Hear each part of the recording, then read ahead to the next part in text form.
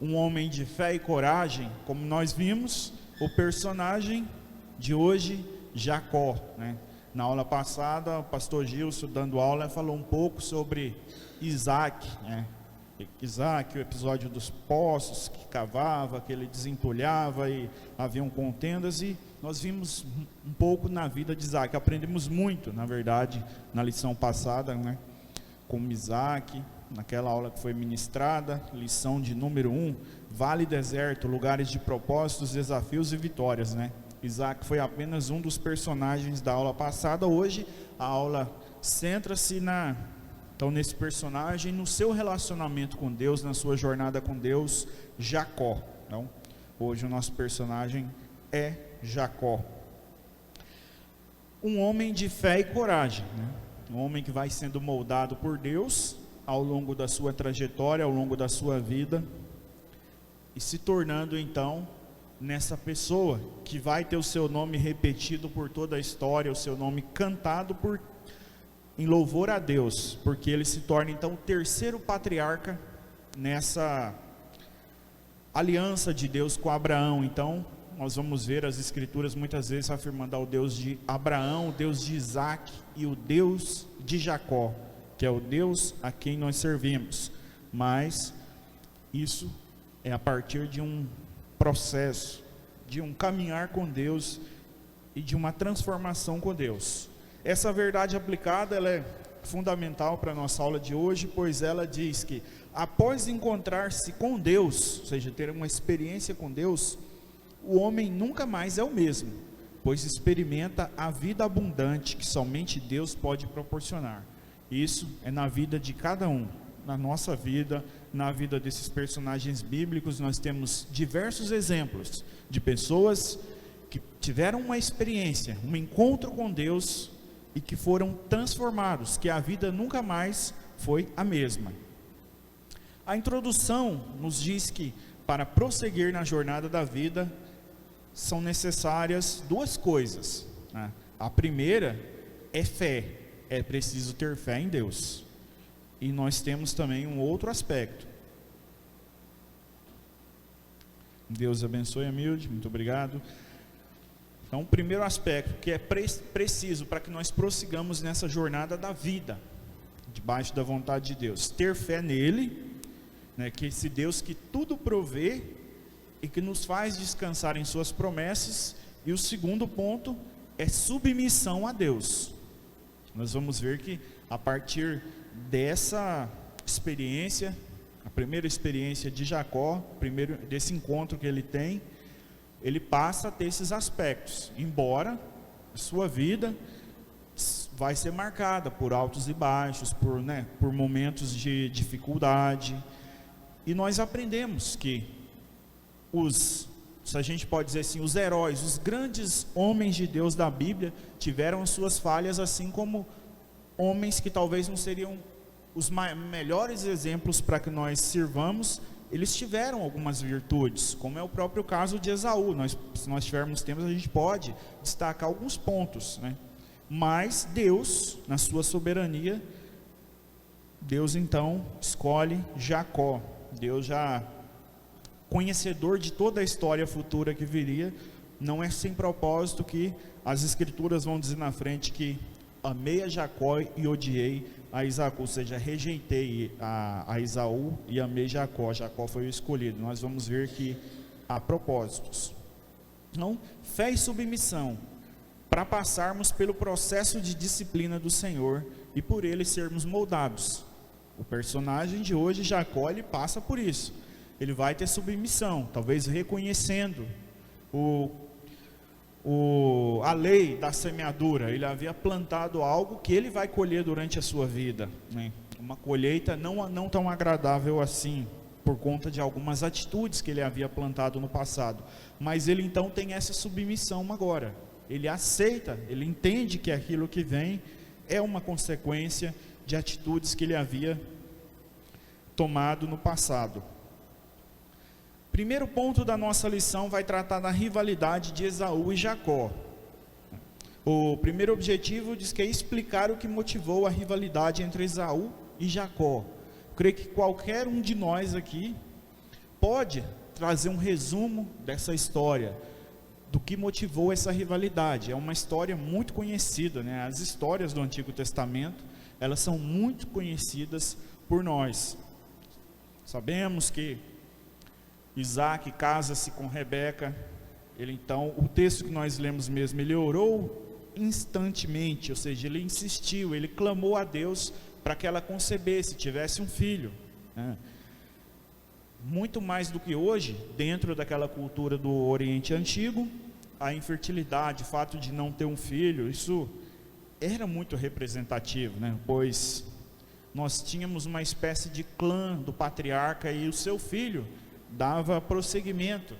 Nós vemos isso em Abraão. Abraão diz: eu já sou avançada de idade, não tenho filho, e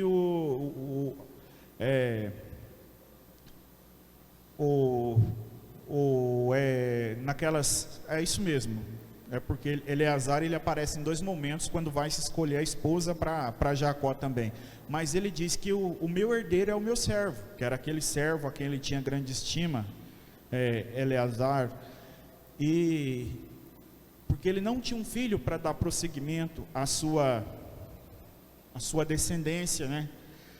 E era um problema sério. Abraão enfrenta isso. Nós vamos ver a escolha, né, de Sara em dar a sua serva, e isso vai trazer consequências.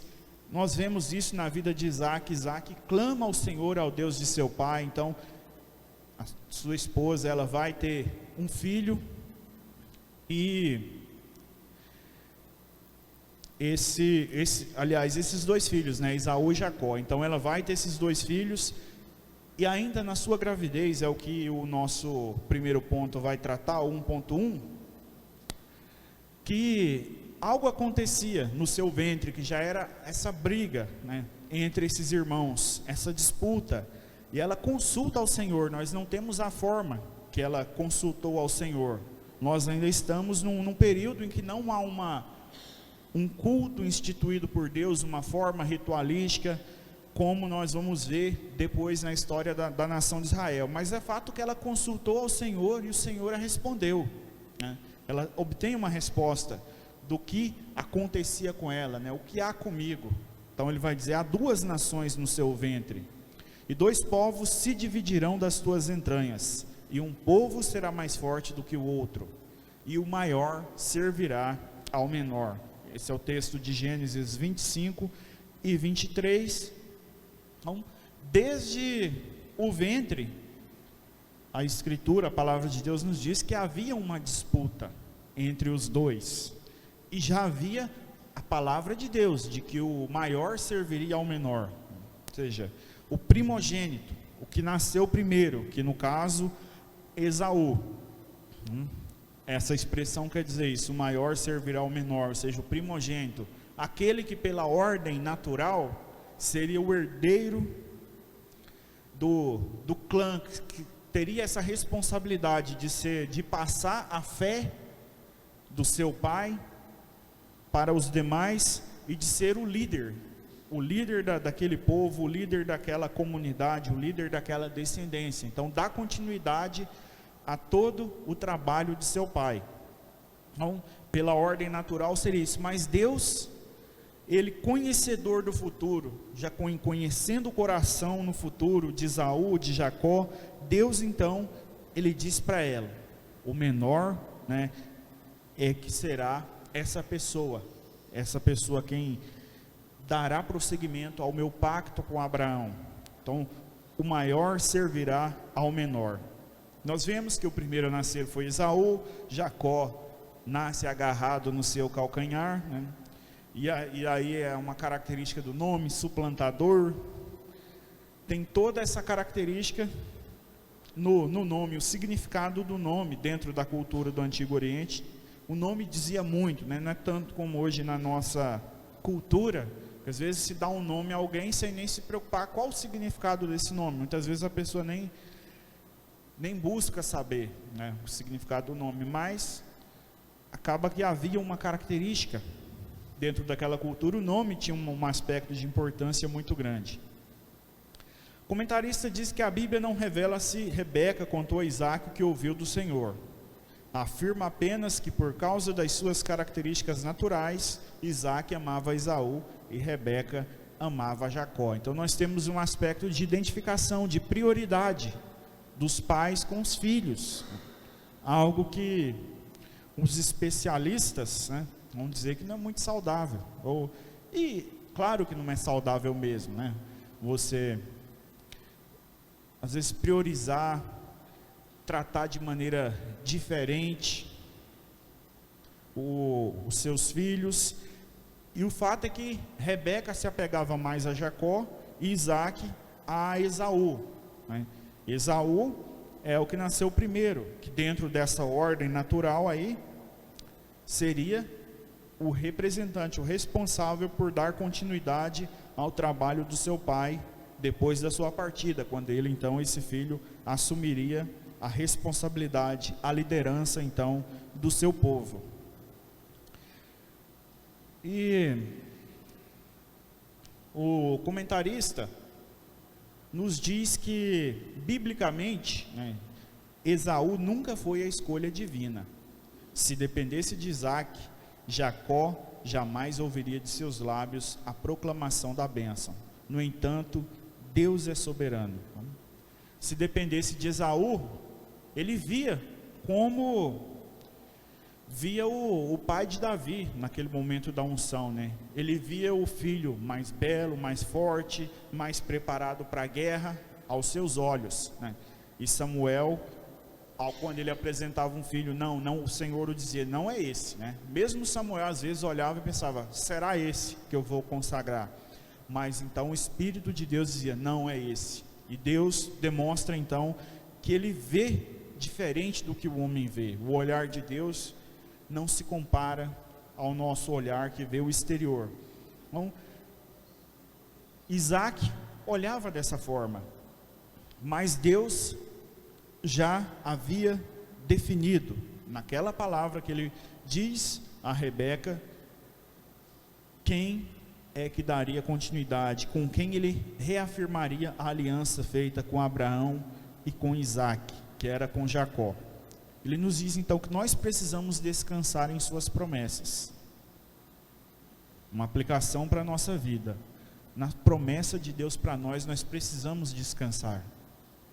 Antes do nascimento daquelas crianças, Deus havia feito a promessa a Rebeca, né? Como o comentarista diz, o texto bíblico não diz se ela compartilhou isso com Isaac ou simplesmente guardou no seu coração, né? Talvez não tivesse compartilhado, a ver a sua preferência por Esaú. O direito de primogenitura, né?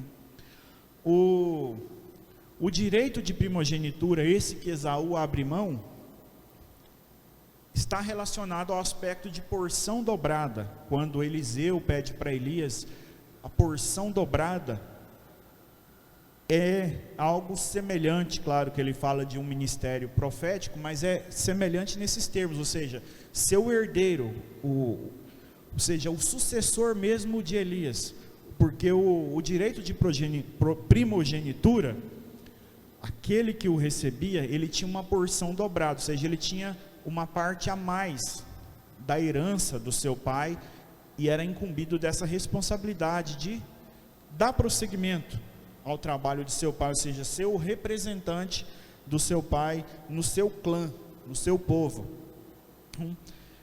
Quando Esaú, ele toma essa iniciativa de abrir mão disso, ele abre mão de todas essas coisas, dessa porção dobrada, desse direito de ser o sucessor direto de seu pai. Nós vemos isso nos filhos de Abraão.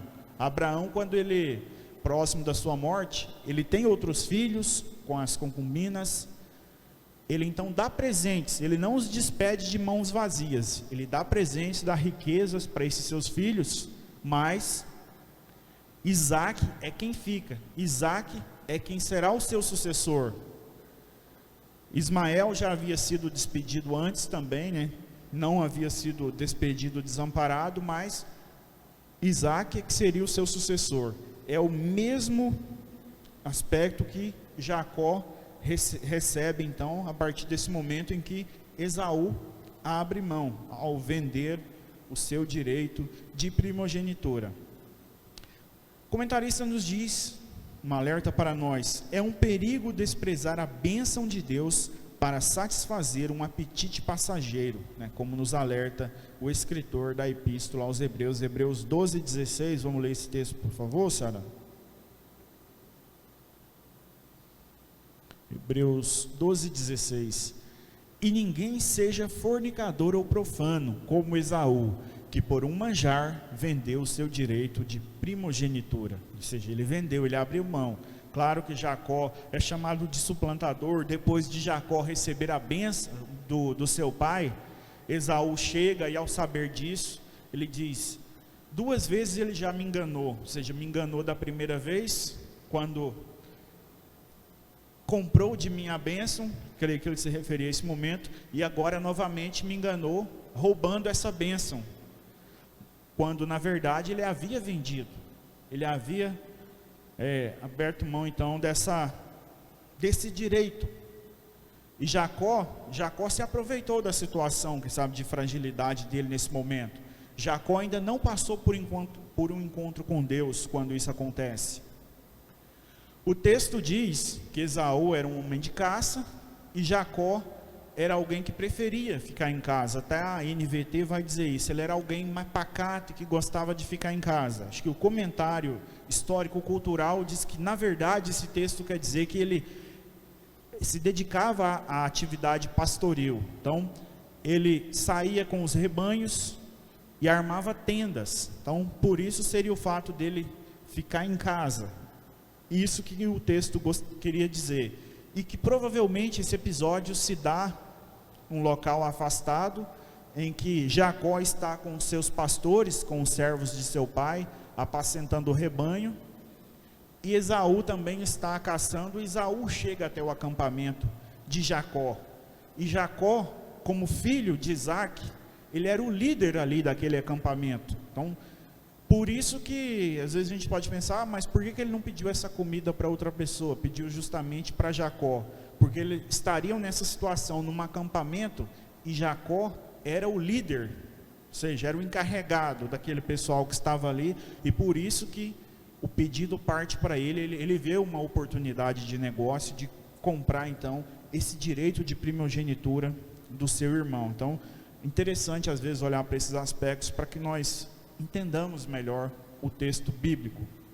Então, teria sido dessa forma, segundo alguns estudiosos, né, nos apresentam. A troca de papéis. Na sua primeira fase de vida, Jacó se revela um homem materialista, pois além de comprar do seu irmão direito de primogenitura, juntamente com sua mãe, que arquitetou todo o plano, engana seu pai Isaac, né, ao passar por Esaú para receber a bênção. É fato que, mesmo agindo de maneira errada, de maneira reprovável, juntamente com sua mãe, a gente não pode negar que Jacó, ele tinha uma visão desse pacto. Talvez não uma visão com uma profundidade espiritual, mas ele tinha uma visão da importância do que significava receber a bênção do seu pai, ser esse herdeiro da promessa que Deus havia feito a Abraão, reafirmado a Isaac. Então, ele, ao desejar receber então essa bênção, essa promessa que havia sido feita desse pacto, ele demonstra isso, e na sua própria conduta. A Bíblia nos diz que Esaú toma das mulheres daqueles povos da onde eles estavam, né? Enquanto que Jacó, ele vai depois, por conta de todas as consequências, procurar entre o seu povo, como era o costume, como era algo que agradava a Deus, né? Buscar uma esposa entre o seu povo. Esaú, ele tem comportamentos que eram reprováveis nesse sentido. Isso demonstra que ele não tinha essa visão tão profunda, não levava tão a sério essa visão do pacto, da promessa, da bênção, como havia sido com seu pai, como havia sido com o avô Abraão. Então, Jacó, mesmo agindo de maneira que nós olhamos e reprovamos nesse momento, a forma como é feita, ele mostra uma fidelidade, uma visão ao pacto. Ou seja, é Deus soberano na história, mesmo com essas falhas, Deus fazendo com que todas essas coisas cooperem para que o seu plano possa se concretizar, né? Embora a falha, o pecado de Jacó trará consequências, pois o pecado traz consequências. Os erros que nós cometemos, a desobediência à palavra de Deus nos traz consequências. Isso é fato na vida de todos, de cada um de nós. Quando deixamos de obedecer ao Senhor, nós sofremos sérias consequências. Ainda que nós alcancemos o perdão pela graça do Senhor, o pecado nos traz, então, consequências. A questão da colheita. Uma nova etapa. Nós sabemos o que aconteceu. O seu pai, já próximo da morte, já não enxergava. Ele pede então para que Esaú prepare um guisado, como ele gostava, com carne de animal, para que ele então coma e o abençoe. Rebeca sabe disso. Rebeca então arquiteta o plano. Jacó até fica com medo, ele tem um temor. Ele diz: mas se o meu pai, ele percebe que não é Esaú, isso vai se tornar uma maldição. Em vez de uma bênção, ele vai me trazer uma maldição. E Rebeca diz: não, qualquer maldição que for lançada, que caia sobre mim. Ela diz isso no texto. Se a gente ler, a gente vai perceber isso. Então, que a maldição recaia sobre ela. O fato é que ele consegue, o plano é bem arquitetado, consegue enganá-lo e receber a bênção. Logo depois de ele receber essa bênção, Esaú chega, vai se apresentar ao seu pai com o ensopado, e seu pai então percebe o plano que foi traçado por Jacó e Rebeca, e seu pai então diz que não pode dar aquela bênção, como deveria ser para o primogênito, para o herdeiro. E as escrituras nos narram algo muito dramático, o desespero, o choro de Esaú, ao perceber, que não terá aquela bênção do seu pai Isaque. Para ele é uma bênção também, mas é uma bênção diferente da que foi dada a Jacó. Seu pai vê a importância daquilo que diz: eu não posso, pois já dei a bênção a ele. E a partir daí, revoltado, Esaú diz: quando passar os dias do luto do meu pai, eu vou matar o meu irmão. E aí então Rebeca mais uma vez entra em cena e manda que vá procurar os seus parentes numa terra distante. Jacó também o chama e o abençoa novamente, e diz para que ele busque uma esposa entre o seu povo. Esaú, como a gente disse, tem algumas virtudes. Ele percebe que depois que ele tomou duas esposas que não eram do seu povo, e o seu pai reprova, ele então vai buscar uma esposa no povo de Ismael, que era um dos filhos de Abraão. Então ele tem uma certa preocupação com o seu pai, com o que seu pai pensa também. Mas o fato é que ele nunca teve essa visão do pacto, da aliança, do que representava ter essa aliança com Deus, receber essa bênção e ser aquele que daria continuidade à promessa de Deus, ao pacto de Deus com Abraão, que da sua linhagem viria o Messias, o Salvador do mundo. A partir daí nós vamos ver então uma mudança na vida de Jacó, onde ele terá a sua primeira experiência com Deus, aquela experiência narrada em Betel, na visão, no sonho da escada. Dentro da cultura do Antigo Oriente, quando se tinha uma experiência dessa, ali era visto como um solo sagrado, como, vamos dizer, uma terra divina, um local onde se devia adorar a divindade. Então Deus se vale desses elementos, do qual ele compreendia, para se revelar. E é interessante que Jacó está fugindo porque falhou, porque pecou, porque enganou seu pai, trouxe a ira sobre seu irmão, embora ele tivesse um direito por ter adquirido do seu irmão no passado, inclusive com testemunhas.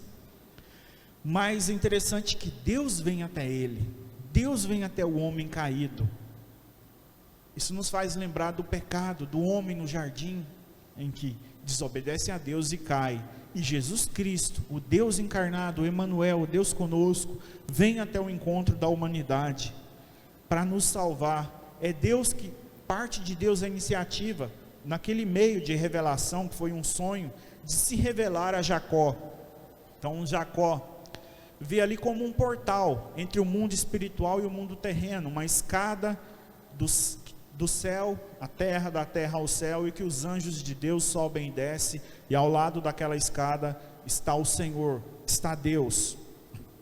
Então, a partir disso, ele já muda a sua visão. Ele diz: se Deus me abençoar, eu vou servi-lo, eu vou dar o dízimo de tudo. Ele reconhece então a importância de um relacionamento com Deus. A partir dali nós temos então um homem já com uma outra visão, com outro propósito, um homem que começa a ser moldado por Deus. E aí nós vemos que a experiência com Deus, ela transforma a nossa vida. Não há como nós termos uma experiência com Deus e não sermos transformados, né? Nós vemos isso em Jacó, nós vemos isso em Isaías, em tantas pessoas que foram tocadas por Deus, que tiveram esse encontro com Deus e a sua vida foi transformada. A partir daí, Jacó então tem fé e tem então essa submissão a Deus. Ele passa a ter uma outra visão ao chegar à terra, ao trabalhar com Labão, ao ser enganado por Labão muitas vezes, né? No caso do episódio que ele trabalha 7 anos por Raquel, e Labão então dá a filha mais velha, dizendo: é um costume do nosso povo que a mais velha se case primeiro do que a mais nova, né? Porque dentro daquela cultura, se acontecesse isso, era motivo de vergonha para a filha mais velha. Então, tem todo um fator cultural, e ele trabalha por uma, mas recebe a outra, né? E era uma tradição. Não sei se ele não sabia, não foi avisado o que foi, mas é fato que ele vai trabalhar então 14 anos ali para o seu sogro. Esse era uma espécie de dote para que ele se casasse com a filha de Labão. O seu salário é mudado tantas vezes, ele permanece firme trabalhando, né? Respeitando a Labão, porque ele havia tido um encontro com Deus em Betel, naquele local que ele dá o nome de Betel, como casa de Deus. Aqui é casa de Deus. Ele então tem submissão, ele tem fé, ele acredita na bênção que foi dada por seu pai, e acredita no Deus da aliança. Assim é conosco. O encontro, a experiência com Deus, ela tem que ter nos mudado, ela tem que mudar a nossa vida. É impossível que nós tenhamos esse encontro com Deus e continuemos da mesma forma.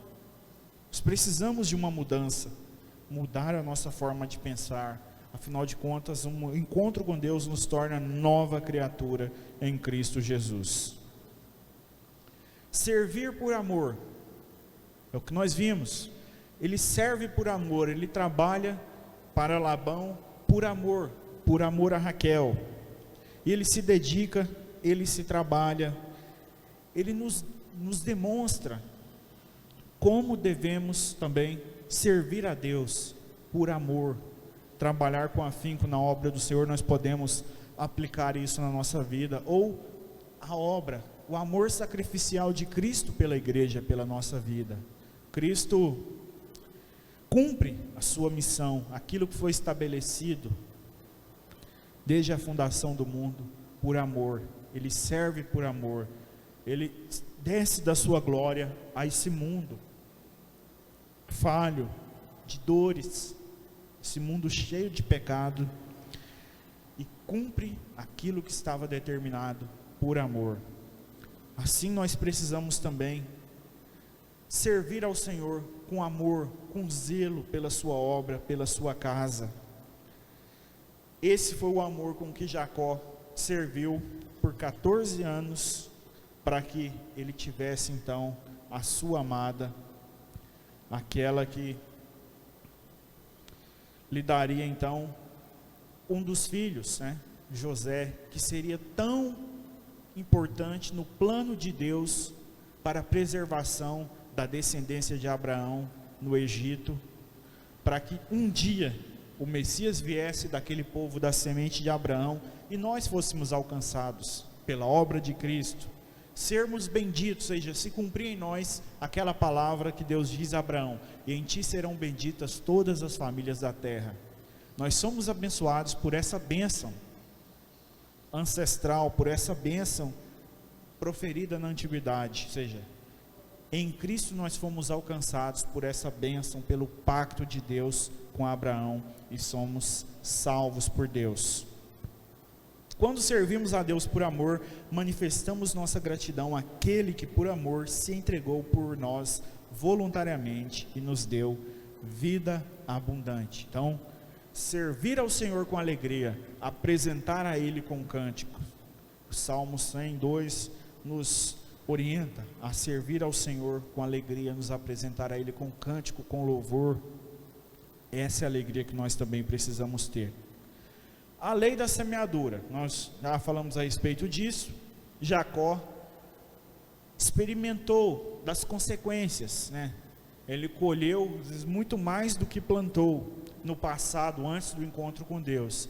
Mesmo agora tendo o encontro com Deus, ele provou das consequências. Toda pessoa colhe o que plantou. O nosso Deus não se deixa escarnecer. Gálatas 6:7, Sara, vamos ler mais esse texto, falando da semeadura, da colheita. Não erreis, Deus não se deixa escarnecer, porque tudo que o homem semear, isso também ceifará. Num dado momento da vida, Jacó semeou engano, ele foi enganado, ele experimentou, né, como dizem por aí, provou do próprio veneno. Foi só a lei da semeadura.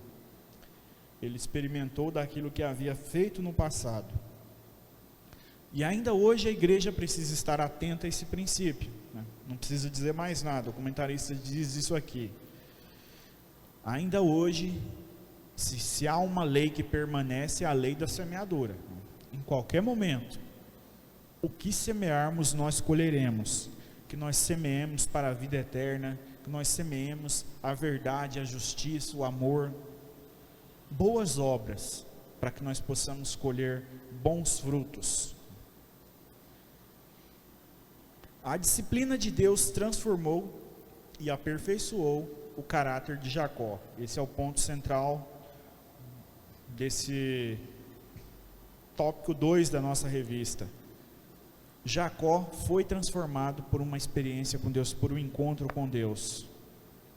Assim também foi com a nossa vida, ao termos um encontro com Deus, né, irmão Jorge Ferreira? Não gosta daquele lá, né? A minha alma estava longe do caminho de Deus, eu era pobre, perdido, pecador, né? Mas quando Jesus estendeu a mão para nós, então a nossa vida se transformou. Isaac em Betel também teve essa experiência, e nós tivemos também. E todo dia nós temos a oportunidade de termos experiências com Deus e sermos aperfeiçoados. Cada dia mais nos parecermos com Cristo, cada dia mais nos distanciarmos do pecado, do erro, dos desejos da carne, desses desejos pecaminosos, e nos aproximarmos do Deus Todo-Poderoso. O surgimento de uma nação, né? Terceiro ponto, então, mostra um outro momento na vida de Jacó, esse homem de fé e de coragem, né? Esse homem que foi atrás, mesmo que os seus meios aí em algum momento foram reprováveis, ele colheu a consequência disso, mas ele teve essa visão pactual, ele correu atrás, ele foi em busca, em um momento tentando atropelar, né, a Deus, às vezes tentando dar uma ajuda para Deus, pois a palavra já havia sido dada ainda durante a gestação dos filhos de Isaac. Então Deus cumpriria. Deus, na sua soberania, no seu domínio total sobre a história, a palavra de Deus não cairia por terra, né? Eles tentaram dar o seu jeito, assim como Abraão também. Sara tentou dar o jeito ao oferecer a sua serva para Abraão, para que tivesse um herdeiro. Era um costume daqueles povos da antiguidade. Mas vemos que o plano de Deus não se prende a esses aspectos humanos. O plano de Deus não depende aí que a gente atropele etapas para que ele cumpra. Existem etapas, há um tempo certo. Nós vemos então que a aliança ela vai repousar sobre essa fidelidade de Deus. Ainda que aquelas pessoas, os escolhidos, em alguns momentos eles vão falhar porque são humanos, são pessoas sujeitas às mesmas paixões que nós, Deus permanece fiel. E a palavra de Deus não volta vazia. A promessa de Deus, ela se cumpre, como essa promessa que Deus havia feito a Abraão, a Isaac e reafirmou a Jacó, né? Eles eram homens falhos, mas que tinham no íntimo do coração o desejo de servir a Deus. Lutaram contra as falhas, foram corrigidos por Deus e caminharam rumo a um aperfeiçoamento. E nesse terceiro ponto nós vamos ver então Jacó com muitos filhos, Jacó com muitos bens. Ele então percebendo ou atendendo o chamado de Deus, que era o momento de voltar à sua terra, de voltar à terra que ele havia deixado muitos anos atrás, deixando ainda seu pai e sua mãe em vida. E agora é o momento de voltar. E talvez seja o momento da maior experiência, sem dúvida, é o momento da maior experiência de Jacó com Deus, em que ele vai lutar com Deus e prevalecer, em que ele nos deixa um exemplo muito grande de fé, de coragem, de persistência, de lutar pela bênção, de pedir a bênção de Deus, de clamar a Deus, né? Hoje a nossa forma de demonstrar essa fé, essa coragem, essa disposição, é através da oração, é através de uma busca sacrificial, da bênção de Deus para a nossa vida, como Jacó buscou no clamor. Jacó teve uma luta física, pelo que nós vemos, né? Ele saiu ferido, saiu com a coxa ferida, mas ele saiu com a bênção, ele saiu diferente, ele foi tocado por Deus. Assim deve ser com a vida do cristão, às vezes com lágrimas, sangrando, com dores, mas não desistindo dessa batalha, dessa busca incessante pela bênção, pela resposta de Deus. Primeiro momento, grande desafio dessa trajetória desse homem de fé e coragem, foi quando ele decide sair, percebendo como o seu sogro estava agindo, prejudicando em muitos momentos os seus cunhados, que eram os herdeiros de Labão, ao ver a prosperidade de Jacó, pois Deus o abençoava, pois tinha a promessa de Deus na sua vida. Eles se sentiram ameaçados. Mas a riqueza do nosso pai não está aumentando, a nossa herança. Jacó está prosperando, todos os acordos que ele faz com meu pai, ele prospera. Então, tudo isso criou um ambiente de instabilidade, de dificuldade. A Bíblia diz que Labão não olhava para ele da mesma forma. Então ele reúne a sua família, as esposas, e decidem partir. Labão o persegue com muitos homens, poderia aniquilar Jacó e todo o povo e os animais que com ele estavam naquele momento, mas Deus intervém soberanamente.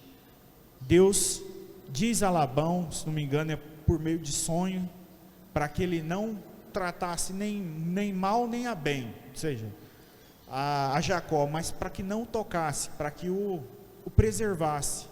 E ele é temente a Deus, ele tem temor ao que Deus o ordena, e eles então celebram um pacto de não agressão. Nós vemos a intervenção de Deus então em favor de Jacó. Então Jacó e o seu povo é preservado.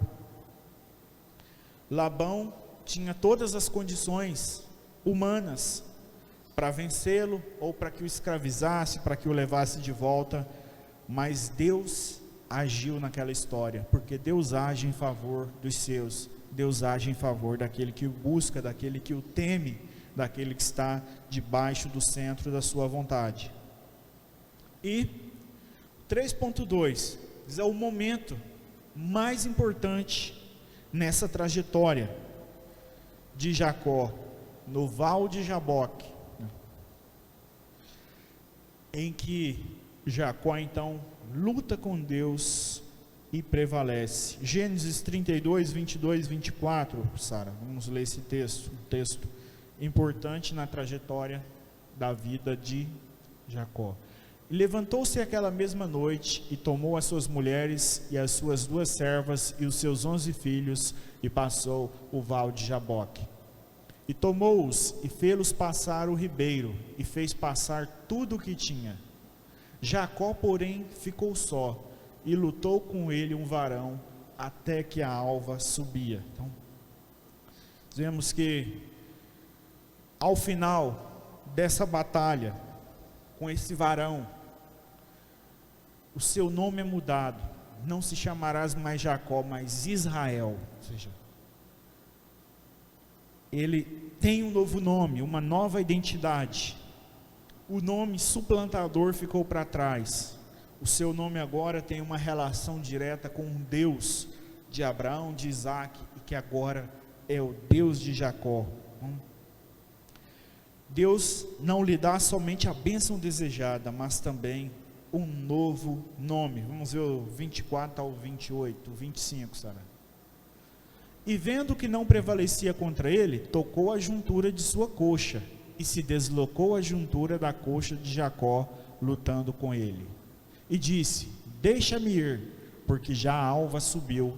Porém ele disse: não te deixarei ir, se me não abençoares. E disse-lhe: qual é o teu nome? E ele disse: Jacó. Então disse: não se chamarás mais o teu nome Jacó, mas Israel, pois como príncipe lutaste com Deus e com os homens e prevaleceste. Veja, ali foi o lugar de transformação na vida dele, uma recompensa por sua fé, por sua coragem, pelo seu valor, pelo valor que ele reconheceu que havia no pacto, na aliança, na bênção patriarcal que viria do seu pai Isaac. E ali nós vemos então essa mudança de atitude mais uma vez. Ele muda o local onde ele teve aquela visão anos atrás, daquele portal, daquela escada que ligava a terra ao céu, que ligava o céu à terra, em que os anjos de Deus subiam e desciam. Então, antes ele havia chamado casa de Deus, ele havia dado o nome àquele local Betel, porque casa de Deus. Agora não, El Betel, o Deus da casa de Deus, ou seja, ele conheceu o Deus da casa de Deus. Ele teve um encontro muito mais profundo com Deus, da qual o seu nome foi transformado. Aquela característica que o havia marcado durante a sua vida havia então sido deixada para trás, e aquilo era a maior afirmação, reafirmação do pacto de Deus feito com Abraão, com Isaac e Jacó. Então, como diz a revista, um homem sem perspectiva se torna, pela fé, pai de uma nação. Não basta conhecer a casa de Deus, é preciso conhecer o Deus da casa. A conclusão nos diz: a história de Jacó ilustra de forma fantástica a grandeza e a soberania de Deus. Durante a nossa jornada de vida, devemos ter em mente que os propósitos de Deus sempre se cumprem, pois Ele é fiel para cumprir todas as suas promessas. Importante é como terminou essa trajetória de Jacó. Teve falhas, mas acima de tudo, amor a Deus, valor ao pacto, à promessa de Deus, e disposição para buscar, para lutar e prevalecer, a não desistir quando a sua coxa foi ferida no val de Jaboque. Foi apenas um desafio a mais a ser vencido. Ele prevaleceu e ele foi abençoado. Que nós também aprendamos, que nós triunfemos sobre as batalhas, adversidades da vida, assim como Jacó, um homem de fé e coragem, com defeitos, com falhas, com temores, alguém como nós, mas que demonstrou uma profunda coragem, uma profunda fé, e no momento em que deveria, ele se esforçou e alcançou a bênção, uma recompensa de Deus. É um grande exemplo para nós, para os nossos dias, para a nossa vida de fé com Deus, para a nossa caminhada com Deus. Que nós também prevaleçamos nas lutas do dia a dia e que nós prevaleçamos na nossa busca a Deus, colocando a Deus os nossos projetos, nossos sonhos e as nossas necessidades, e permanecendo em oração, prevalecendo, pois o Deus de Abraão, Deus de Isaac, Deus de Jacó, o imutável Deus, o eterno Deus, é o nosso Deus. Que Ele abençoe sua vida. Amém?